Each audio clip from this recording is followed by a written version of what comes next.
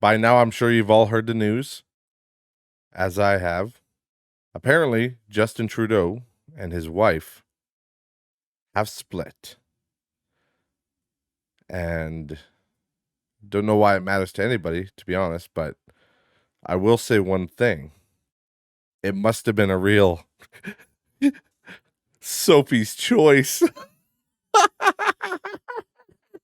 Did you guys get it? Is that hilarious? like Sophie's choice, because his wife's name's Sophie. And okay, well, let me explain. There's this book released in the late 70s.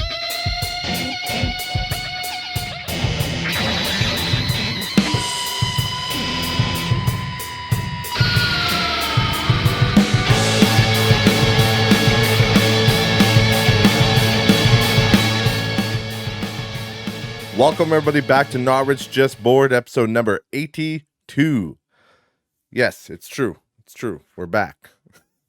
And yes, my condolences to Prime Minister Trudeau and his separation. I don't know if they're getting divorced. It just said separated, but that probably means divorce too. But yeah, it's never good when that happens, to be honest. It's kind of sad, especially when they've been together so long. But, just because I don't like the guy doesn't mean I'm going to just, dunk on him. However, the internet is definitely a different place.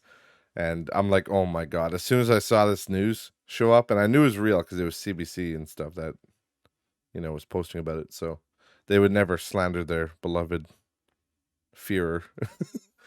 But yeah, I knew it was real when they posted it. And then all I could think of is, oh my Lord, people are going to have no mercy on this son of a bitch. And already we see all the memes coming out and people posting like, how come Sophie gets to leave Justin but Canada doesn't? And, other stuff like that. People have already like mocked up Tinder profiles for him and Bumble profiles for him. I'm like, fucking relax. Like, I'm just imagining Justin, like, is he 40s or 50s? I don't know. Older guy just downloading Tinder. Man. But he's a handsome dude still, so he'd probably slay, to be honest. Yes, queen. Yes. And yeah. What else is going on right now? I don't know. I literally right now I am recording this on my lunch break. I have another busy week going on as usual, but I'm going to be releasing this today, it's Thursday today, August 3rd. And yeah, I'm literally recording it on my lunch break and releasing it on my lunch break. So it's going to be a shorter one because, you only get an hour-long break. Plus, you have to drive home and do all that junk. So it'll be a shorter one today, but I, like you guys know, it's like clockwork. I have to get one out every week. Consistency is key. That's what I always say. But what else is going on in the news right now? I'm gonna just look it up here.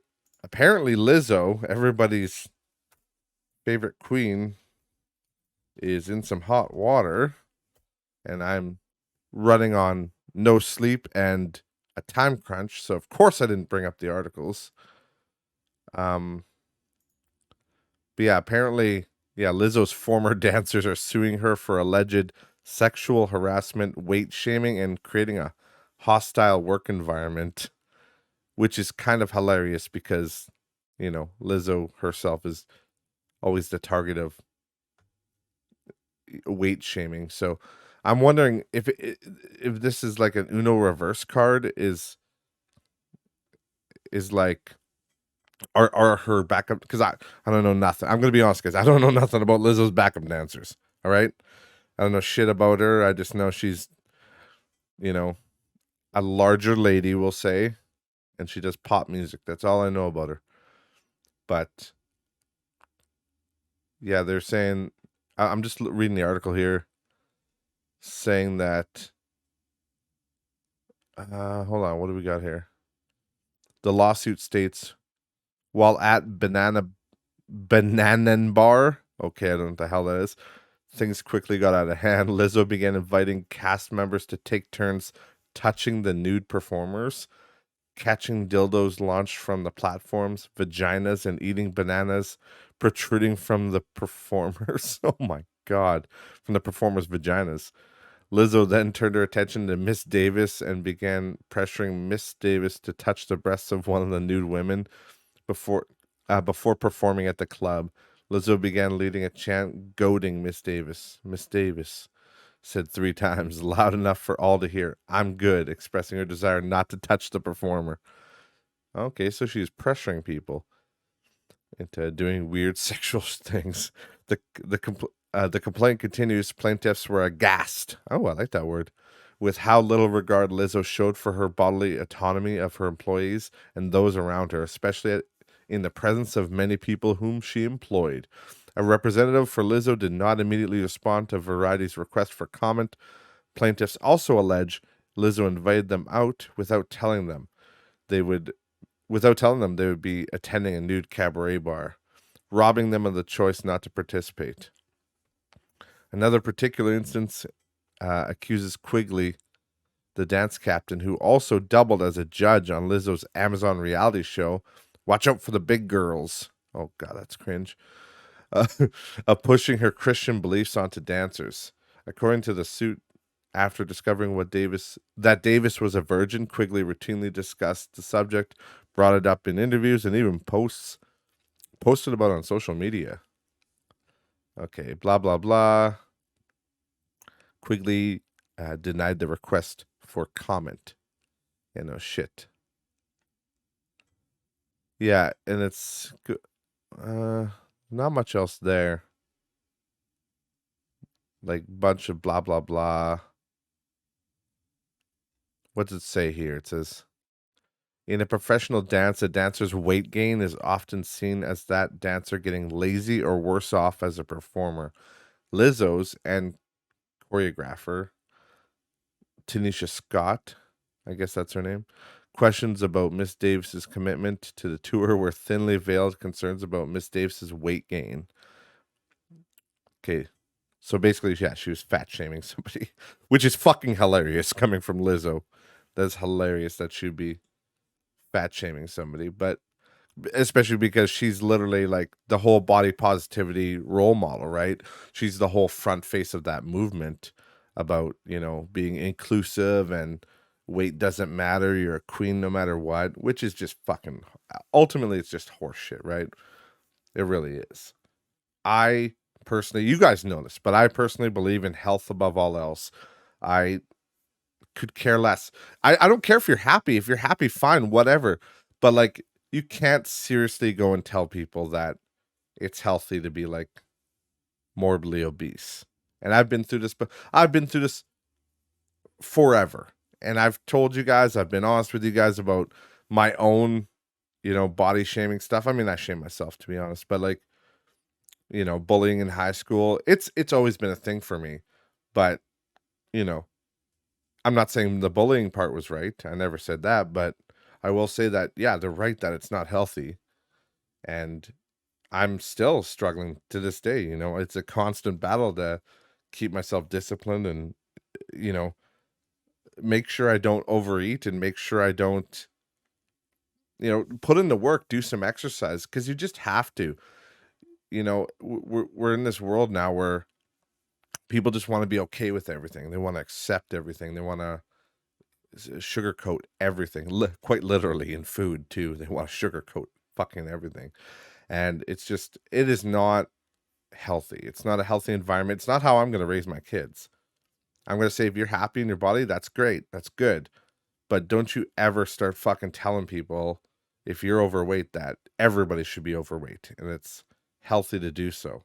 Because that is simply not true. And I think if we, aspire to just spread misinformation such as that's dangerous to the public, then we're really just doing the public a disservice. And I don't want to be any part of that shit. So again, and there's different ways to do it. You go up to your fat friend and be like, hey, like, would you like to accompany me to the gym or go on some weekly walks? That's really all it takes is a walk. You don't need to even, people literally don't need to go to the gym. Everybody thinks, I don't want to lose weight because I hate gyms. I hate gym culture. I hate going to the gym. I don't want to go to the gym. It sucks ass. And they're right for the most part. The gym does suck. It's not a place to, you know, people will say they're happy, even if they love working out.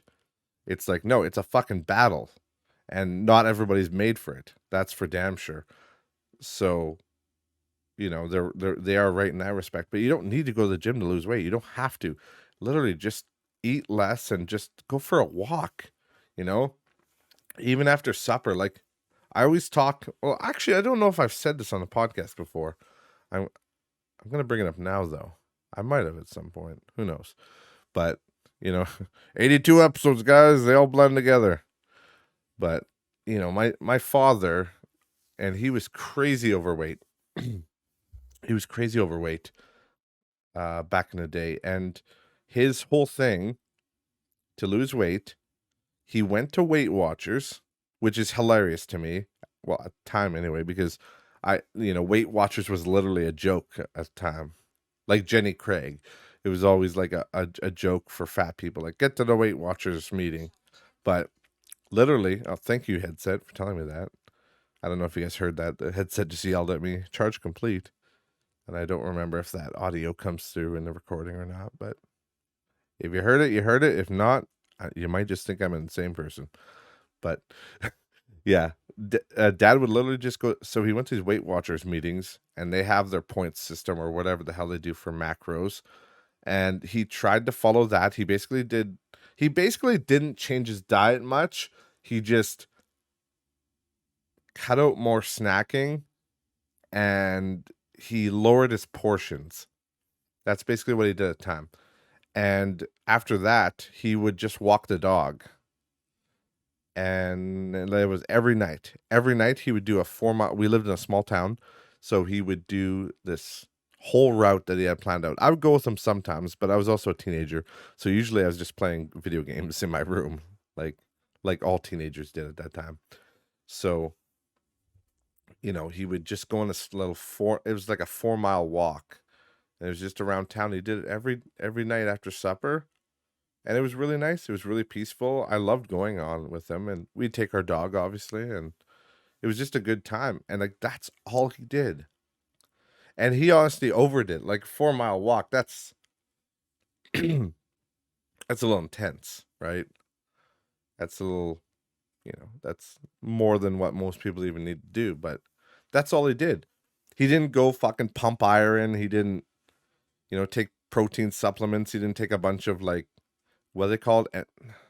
Not NSAIDs. That's anti-inflammatories. They're huge right now. BCUs or something. I don't know. Somebody will comment it, I'm sure. But it's like a supplement that people use for weight loss. But there's no magic trick, guys. There's no magic. It's all just normal. You just got to put in that work.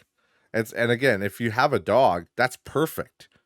Because those fuckers need to be walked too. They need their exercise too, even more than we do. So you'll make your dog happy and you'll make yourself happy. And that's all he did. And I think I can't fully remember because at Weight Watchers you got stickers like magnets to put on your fridge. And I want to say his biggest magnet that he got was 150. I think he lost 150 pounds. And I mean that again, that wasn't overnight. That was over, I think it was a couple of years. Might have been 2 or 3 years. I think it was 2 years. But, still, he's stuck to it. And the whole Weight Watchers aspect of it was just more of an information thing. And also with the meetings, it was about groupthink, having a community. It's the same as like AA when alcoholics go to AA meetings or Narcotics Anonymous. It's just that community because nobody likes to suffer alone. But if you're suffering together and you're all striving towards the same goal of sobriety or weight loss, then it kind of puts the pressure off you because you're like, it's weird how, we're communal animals. We need each other. It's like, that's what I said. I think it was last episode that I said that. Like we literally need each other. Humans need other humans. And it really helps. It helps to have a support group for anything. So, yeah, it was really good to see him do that because basically he had one, all it took was one bad doctor visit. He had one bad doctor visit, and the doctor said, like, listen, you're going down a bad path. Your heart's not going to take it much longer. And it's basically change or die. And you might not die tomorrow, might not die next year, you might not die in 5 years, but it'll be like a decade for sure. You will have the big one. And, you know, fear is a great motivator in that way. So I'm proud that he took the steps. And I mean, he's still alive today.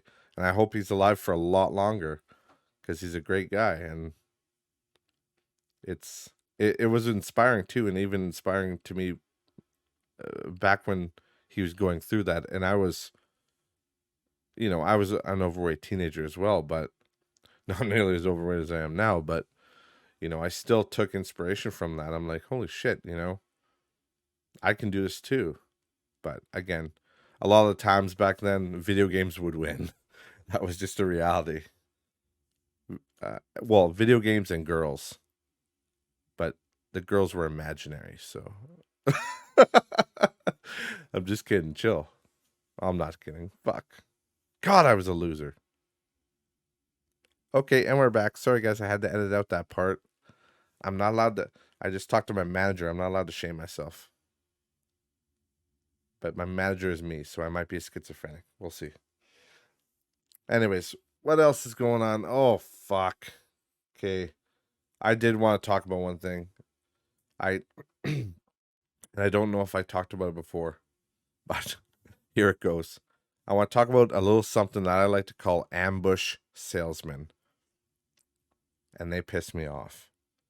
Man, they just, them. They're like those F1 guys. They sell that. It's like a thing that cleans your mirrors on your car and it cleans your paint. It cleans bugs off. It's supposed to be a fucking cure-all for your car.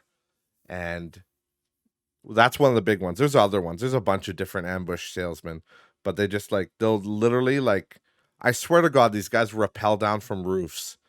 Like you're just at the gas bar, you're filling up your vehicle, you're just trying to have a good day.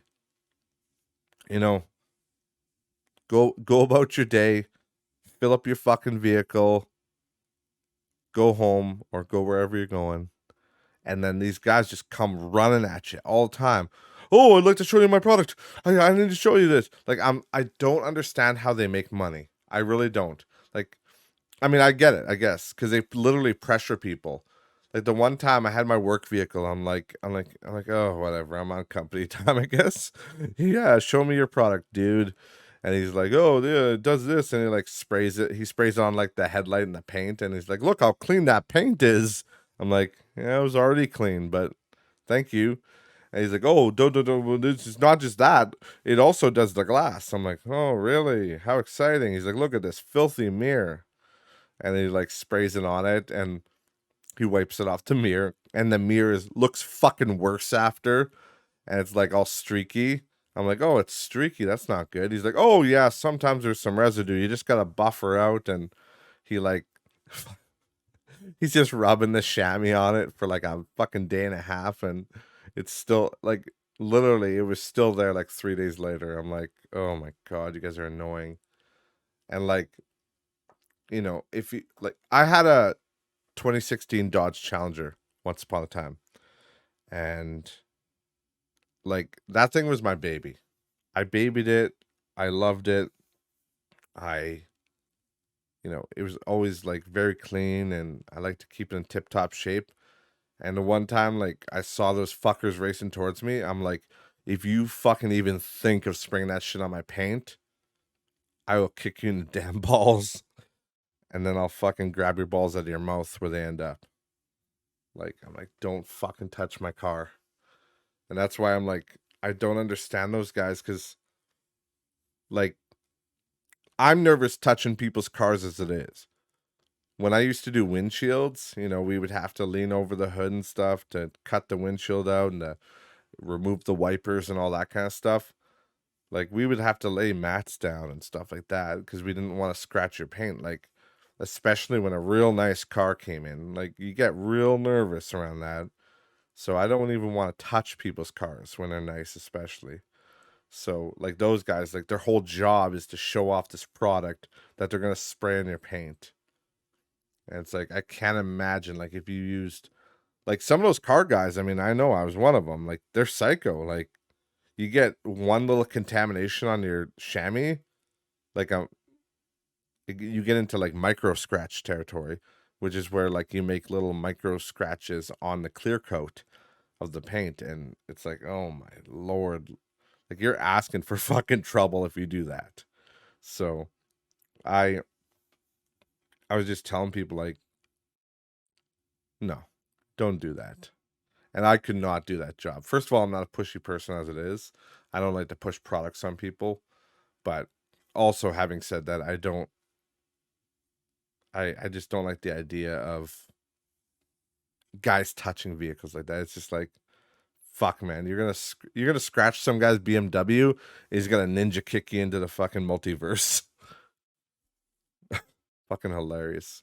Um, One last thing I was gonna mention before I head out here. Gotta go back to work. Like I said, work sucks. Oh, I know. Uh, I'm gonna just look it up here again because, again, I'm not prepared for anything. Oh, my internet's fucking. That's cool. Let me see. Let me look it up. They use the power of Google. What's it called?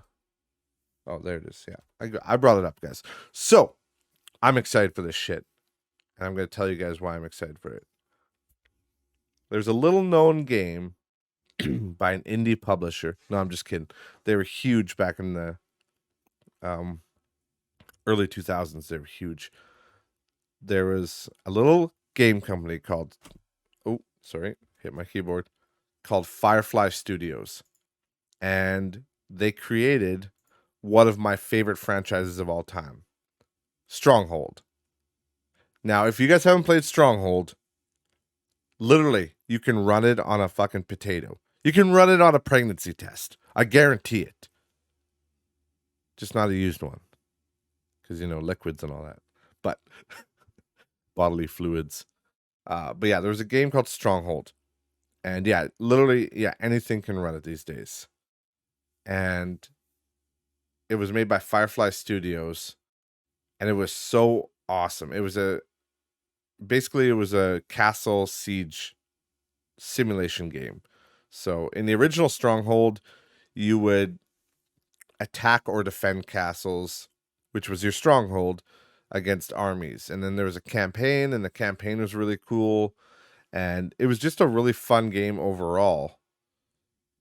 And they're remaking the game, the original Stronghold, called the Definitive Edition. And it looks like it's going to be released on the 7th of November this year. And it looks like it's got like some quality of life improvements, like custom UI and controls. And they've basically remastered all the textures. All the cutscenes are upscaled, and then I think they remastered, like, they actually redid the animations for the cutscenes, because the cutscenes just had like character heads that were animated and kind of like talked around, like they moved around a little bit.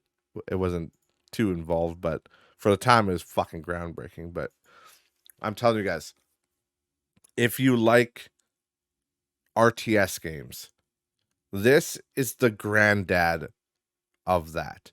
Everybody talks about, Age of Empires, and yeah, pretty much Age of Empires, and then Civ. Like, Civ's definitely a different kind of thing because it's turn-based. But like, people always talk about those RTS games, and StarCraft is a big one too. But no, I'm telling you, the most fun you will have is, well, not Stronghold. Stronghold Crusader is the most fun you will have, because Stronghold Crusader, that's what I'm hoping will come out of this. I'm hoping they will remake Crusader as well, because Crusader is by far the best version of Stronghold. And like, they've made new ones. They made Stronghold 2, and most recently they made Stronghold Warlords, which I liked. Warlords, I thought it was really fun. All those games were pretty fun. But like, there's something about Crusader and the original Stronghold that were just very charming. That just the textures look nice. Everything was pretty simple. Like you can learn Stronghold in an afternoon. Like maybe not the most complex things, but you can learn all the basics. You know, how to keep your population up, how to keep your popularity up, how to build troops, how to make armor, all that stuff. You can learn it super easy. It's a super easy game to get into. There's not a lot of complex things going on. Again, when you get into the more siege things like diggers and siege towers, it gets a little bit more complex, but even so, really easy concept to learn. And I'm just so excited to see this series be revived because it really is the best version of these games, is these original two. So what I'm hoping is they'll do this and then they'll release Stronghold Crusader next. Cause yeah, it really is it might be one of my it's definitely one of my favorite games of all time.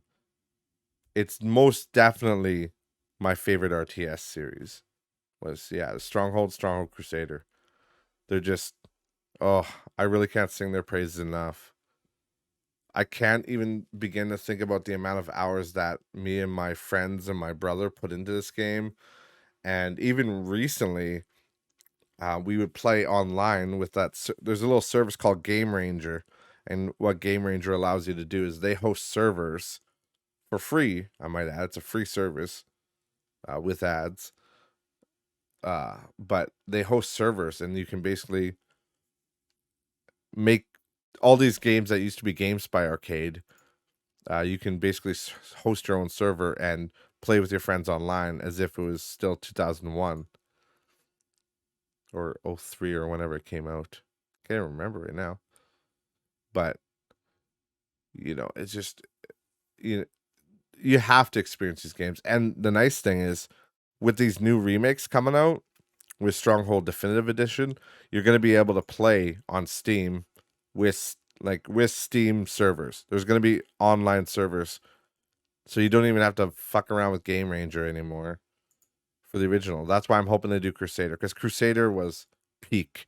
That's the one we put the most time into, because Crusader was more of a, whereas Stronghold was more of a one person was sieging, one person was defending kind of deal. Crusader was more of it's a map, and then everybody has their own castle, and you just got to kind of wipe out the enemy teams, or it can be a free for all and just wipe out the other lords. So it's super fun, but still, I will be picking this up, and I will definitely play the fuck out of it because, oh, the nostalgia is almost too much for me. But if you guys if you can't wait and you want to check out like Stronghold, I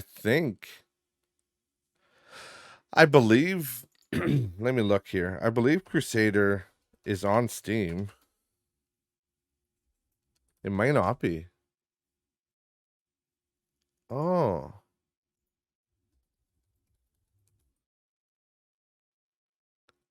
Oh. It's not? Oh no, there's the Stronghold collection. What does that come with? Let me see.